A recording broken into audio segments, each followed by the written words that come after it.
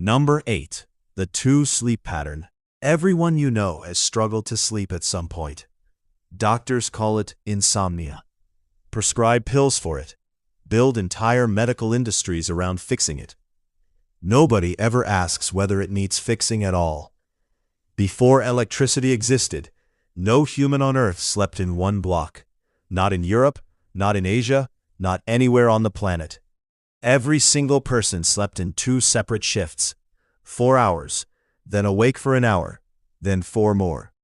They even had names for it. First sleep, second sleep. The middle hour was called the watch. People didn't lie there anxious during that hour. They prayed, visited neighbors, had their deepest conversations, thought through problems that daytime never gave them space to solve. Then gas lamps arrived, then electric bulbs, and suddenly, sleeping in 2 parts started looking primitive, uncivilized, like something that needed to be corrected. By 1920, 2-shift sleeping had vanished so completely from cultural memory that nobody even remembered it had existed. Then scientists took modern humans, put them in a lab with 0 artificial light, and watched what happened. Every single participant naturally drifted back into 2 separate sleep chunks, without being told to, without even knowing it was historically normal. The pattern didn't disappear from human biology. It disappeared from human life.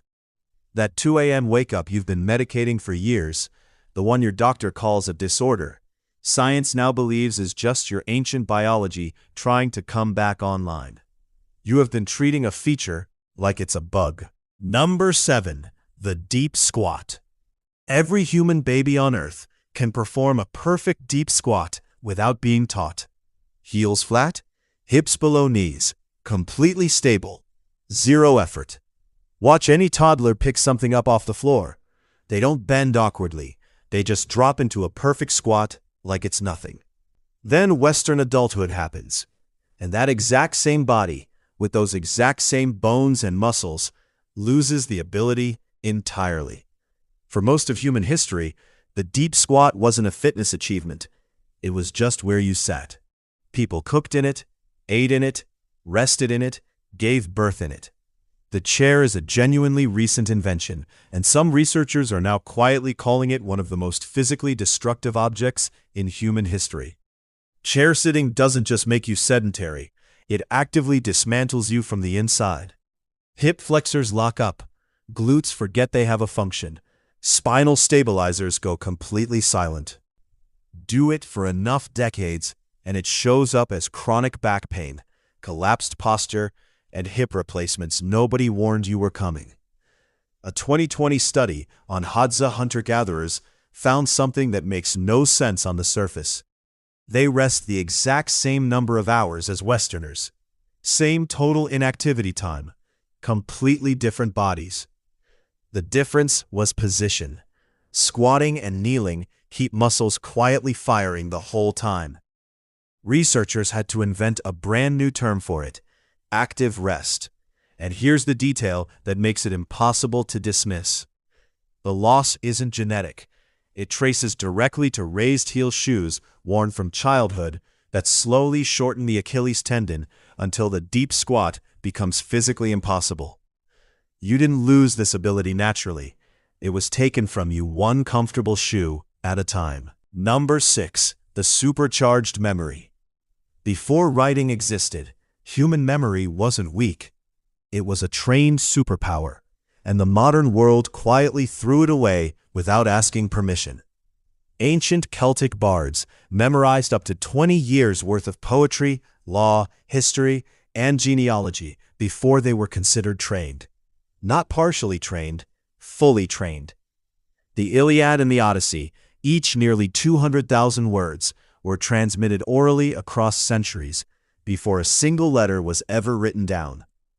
Aboriginal Australians developed something called songlines, mental maps where navigational knowledge is encoded into stories about the landscape. To find a water source hundreds of kilometers away, you sing the correct song. Some of these songlines preserve accurate geographic information from before the last ice age. Over 7,000 years old, passed down across hundreds of generations, without a single word being lost. Researcher Lynn Kelly spent years studying ancient monuments and arrived at a conclusion that quietly reframes everything. Stonehenge wasn't a temple. Easter Island statues weren't religious symbols. They were memory palaces, physical structures built by oral cultures to store vast knowledge libraries. A 2016 study tested medical students using the Aboriginal songline method against standard study techniques. The songline group remembered 20% more. The ancient method wasn't primitive. It was quantifiably superior to what replaced it. What replaced it is the smartphone. Your ancestors memorized star maps, oral law, navigational routes, and thousands of generations of history. Most people today cannot recall more than 3 phone numbers from memory. The ancient hardware is still inside you. You just stopped using it, and somewhere along the way, decided to call that progress. Number 5. Cold tolerance. 900,000 years ago, hominids were living in northern Europe through deep winter. No fire, no tailored clothing, no shelter of any kind. Scientists know they were there because their actual footprints are preserved in ancient sediment in Norfolk, England. How they survived temperatures that would hospitalize most modern people today is a question science still cannot fully answer. But the hardware is still inside you.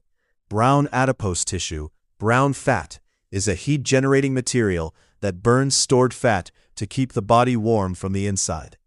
Adult Westerners have almost none of it, not because evolution removed it, because they never use it. Indigenous people of Tierra del Fuego were observed by Charles Darwin himself, wearing almost nothing in freezing wind and rain, while Darwin stood next to them, bundled in heavy wool, and still felt cold. They weren't suffering, they were comfortable. Then Wim Hof arrived, and science had to pay serious attention. A 2014 study showed that ordinary trained people could consciously suppress their own inflammatory response after being injected with bacterial endotoxin. Controlling the immune system at will was considered physiologically impossible. The cold shower you avoid every morning, the thermostat you adjust the moment you feel slightly cool, every single one of those decisions sends your body the same message. These systems are not needed anymore. Your ancestors didn't just survive the cold, they thrived in it. That biology didn't disappear. It's just been waiting for a reason to switch back on. Number 4. Animal tracking. Your ancestors could look at a patch of disturbed mud and extract a complete story from it. What animal made it? How heavy it was? Whether it was injured? How fast it was moving? And exactly how long ago it passed through. This wasn't folklore. This wasn't instinct. It was a cognitive system so sophisticated that modern artificial intelligence still cannot fully replicate it. Expert trackers from the San people of Namibia don't just identify species from footprints. They read emotional states. A frightened animal distributes its weight differently than a relaxed one. The ground becomes a continuous record of everything that has ever passed through it. In 2013, sand tracking experts were brought to a cave in France containing prehistoric human footprints preserved for 20,000 years.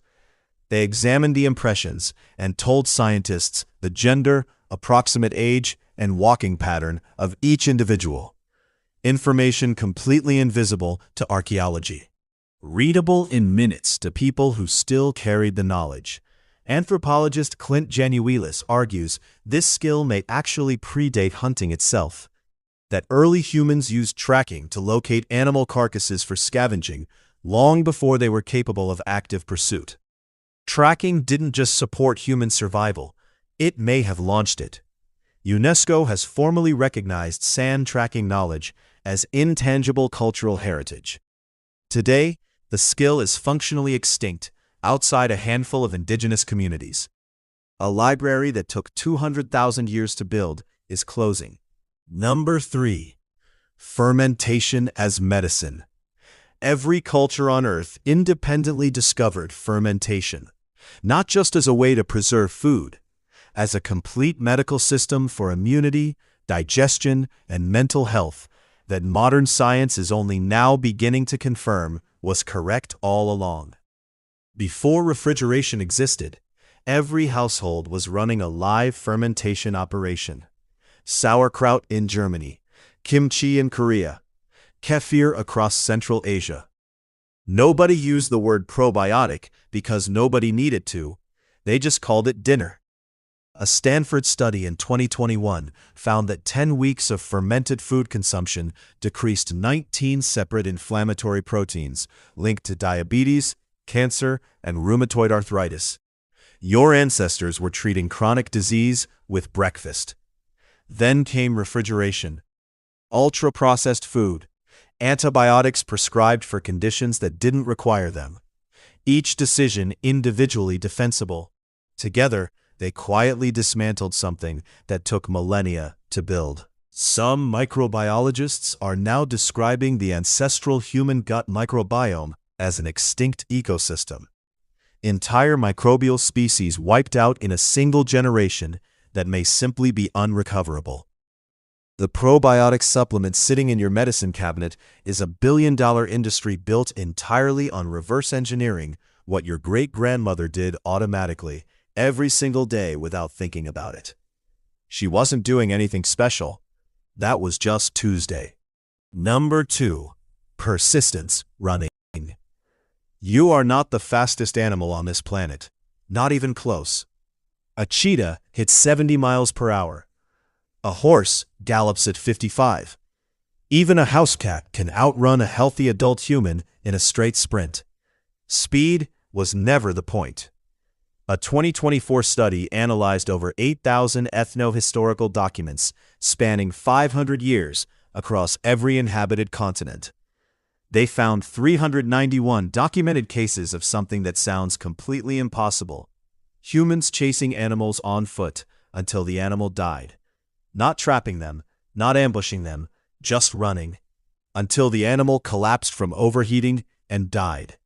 Four-legged animals cool down by panting. But panting only works when they stop moving. A sprinting deer cannot breathe and run at maximum speed simultaneously. Every explosive burst generates heat it cannot dump fast enough. Humans sweat from nearly their entire body surface while running continuously.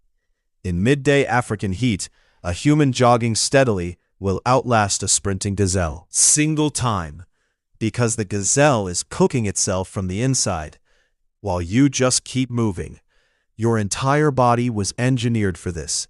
Arched feet, long Achilles tendons built for elastic energy return.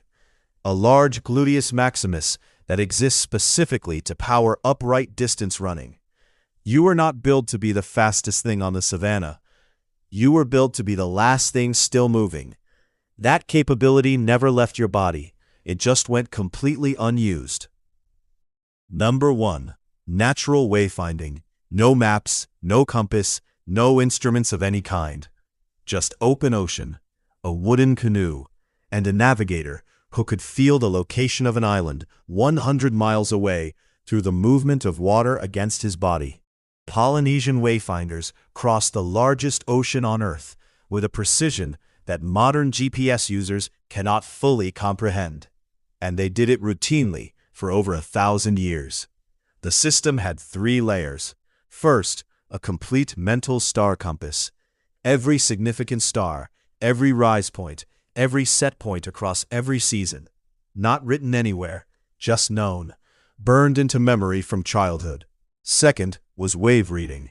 Experienced navigators lay on their backs in the hull of the canoe and felt the ocean moving through their spine. Different islands deflect deep ocean swells in patterns that radiate outward for hundreds of miles. They were reading the ocean the way a blind person reads a face. Then Western colonization arrived and dismantled traditional so completely that the entire navigation system nearly vanished with the last generation that carried it. In 1976, an attempt was made to recreate the ancient journey from Hawaii to Tahiti using traditional methods. They had one problem. Almost nobody alive still knew how to navigate it. They eventually found one master navigator named Mao Piailug.